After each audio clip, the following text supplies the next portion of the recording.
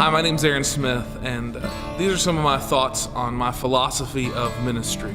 You know, one of the most common questions I get from folks in church is, so what do you do the rest of the week? And I think most ministers probably deal with that question on a regular basis, is, what do you do the other 6 days of the week when you're not on stage in front of people?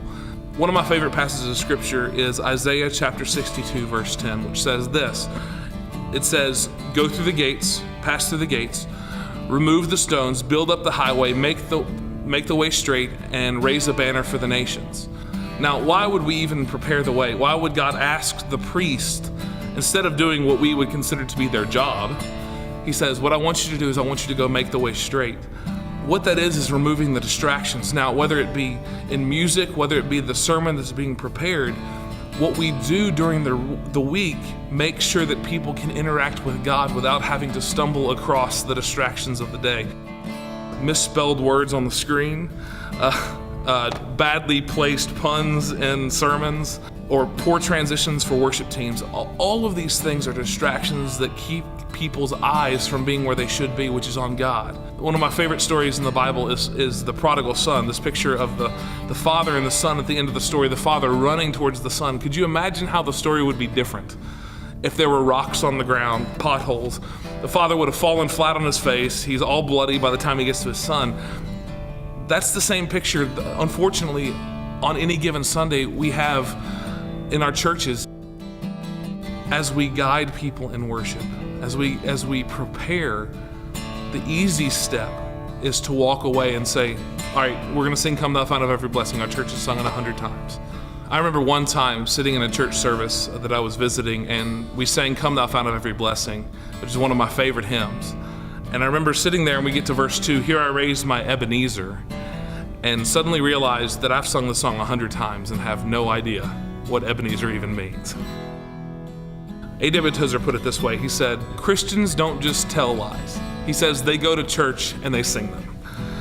And I don't want that to be true, but it's so true.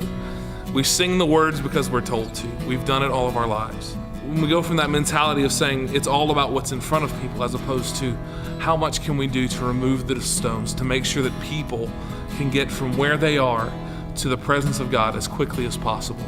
And that's the challenge that we face in ministry. Nothing can be done obviously outside of the power of Christ. I can prepare all day long.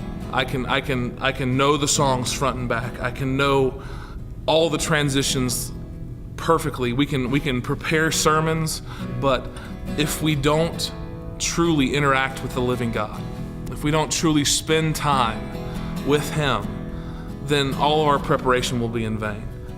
Whereas preparation is not easy, the most difficult part is to remember to ask God for His guidance over that preparation and over our worship services and over our meetings, because inevitably we're going to want to do it ourselves. So we get to that point in worship. We've done the preparation, we've gotten all our work out of the way. Now we come to that time when people get to see us do it. The last part of that Isaiah chapter 62, verse 10, that last little section, to raise a banner for the nations. I remember when I was a kid in church, they would bring in these banners that had the names of God or the aspects of God, said King of Kings, Lord of Lords, things like that. And they remind us of who God is, and they give us something to look up at. And that's the picture we get in Isaiah 62, is that we get this picture that He didn't tell the priest, get on stage and do a great job. Or He didn't tell the priest to do this. He said, what I want you to do is I want you to hold the banner up. That's all I want you to do. I want you to stand up, put a banner up, and guide the people. And I think, unfortunately, especially in the creative world, in the music world, we have a tendency to put our names on those banners. We put, I'm a mad, skilled guitarist, or I can sing like nobody's business.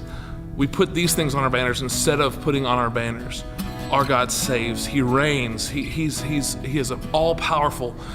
Because in essence, if we want our churches to respond to God in a way that is acceptable to Him, we first have to have our banners correct.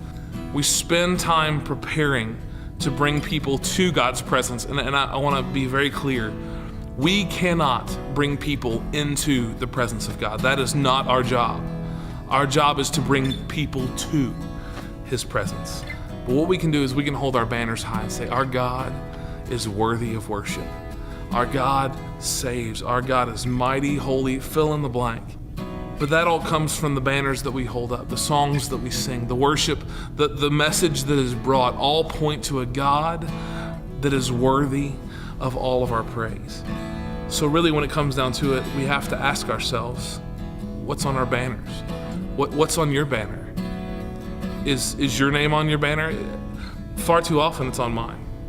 The banners that we raise are our definitions of who God is to us. You don't have to tell people what's on your banner. They know.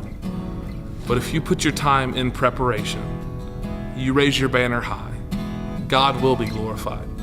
And that's what he wants from us. So I'd encourage you to do that. Raise your banner high. Let God be God.